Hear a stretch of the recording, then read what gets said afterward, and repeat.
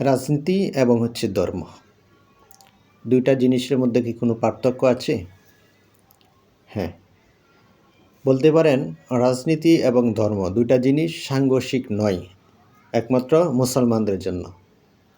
আর যদি কার্ল মার্কসের লেনিনের গণতন্ত্রের কথা বলেন, তাহলে ধর্মের সাথে রাজনীতির সম্পর্ক আলাদা, কারণ তারা ধর্মকে আলাদা করে দেখিয়েছে, রাজনীতিকে আলাদা করে দেখিয়েছে।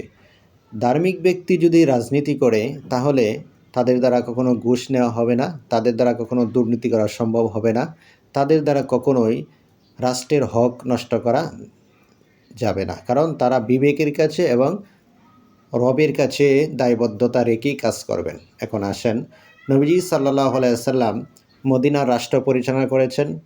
নবীজি সাল্লাল্লাহু আলাইহি ওয়াসাল্লামের পরে হযরতে আবু বকর সিদ্দিক রাদিয়াল্লাহু তাআলা আনহু, হযরতে উসমান রাদিয়াল্লাহু তাআলা আনহু, হযরতে ওমর ফারুক রাদিয়াল্লাহু তাআলা আনহু, হযরতে আলী রাদিয়াল্লাহু তাআলা আনহু সহ সাহাবায়ে কেরাম যে খুলাফায়ে রাশেদার যুগ রাষ্ট্র পরিচালনা করেছেন, তারা সকলেই ধার্মিক ছিলেন এবং জান্নাতি মানুষ ছিলেন। এখন ধর্মের সাথে রাজনীতিকে আমরা কেন সাংঘর্ষিক করতে যাব?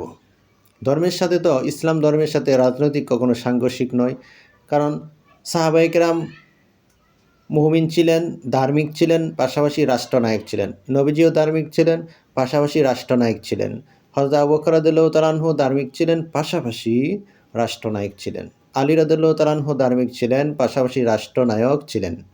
এখন কথা হচ্ছে, যারা রাজনীতির সাথে ধর্মকে পার্থক্য করেন, সাংঘর্ষিক মনে করেন, তারা এই জন্যই মনে করেন যে আমরা যদি ধর্মকে মানি, কোরআনকে মানি, শরীয়তকে মানি, তাহলে তো আর দুর্নীতি করা যাবে না, কোটি কোটি টাকা লুণ্ঠন করে বেগম পাড়ায় বাড়ি করা যাবে না। এই জন্যই তারা সাংঘর্ষিক মনে করেন।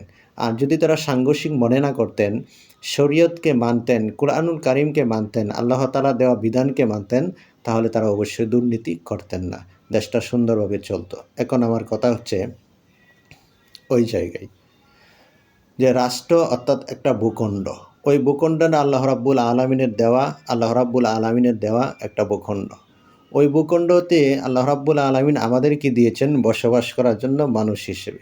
সুতরাং আল্লাহর দেওয়া জমিনে আল্লাহর দেওয়া বিধান কেন চলবে না? অবশ্যই আল্লাহ তাআলার বিধান দিয়েই পরিচালনা করতে হবে। এই ভূখণ্ড, এই জমিন আল্লাহ তাআলা দিয়েছেন আল্লাহর বিধান দিয়ে পরিচালনা করার জন্য। এখন ধর্ম মানতে হবে, আল্লাহ তাআলার বিধানকেও মানতে হবে, কুরআনুল কারীমকে মানতে হবে, শরীয়তকেও মানতে হবে। এই শরীয়তের উপর ভিত্তি করেই আমাকে সংসদ চালাতে হবে, রাষ্ট্র চালাতে হবে, পররাষ্ট্রনীতি চালাতে হবে, ইউনিয়ন পরিষদ চালাতে হবে, পরিবার চালাতে হবে, সমাজ চালাতে হবে। সমস্ত জায়গায় কুরআনুল কারীম দিয়েই শাসন করা যাবে। কুরআনুল কারীম এই জন্য একটা পরিপূর্ণ জীবন বিধান, যেখানে কারো হক নষ্ট করার কোনো সুযোগ নেই।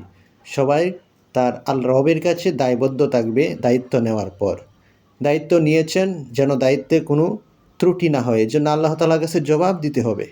সেই চিন্তা থেকেই দায়িত্বটা পরিপূর্ণভাবে সুন্দরভাবে পালন করবেন একজন মানুষ। সুতরাং ধর্মের সাথে রাজনীতির কোনো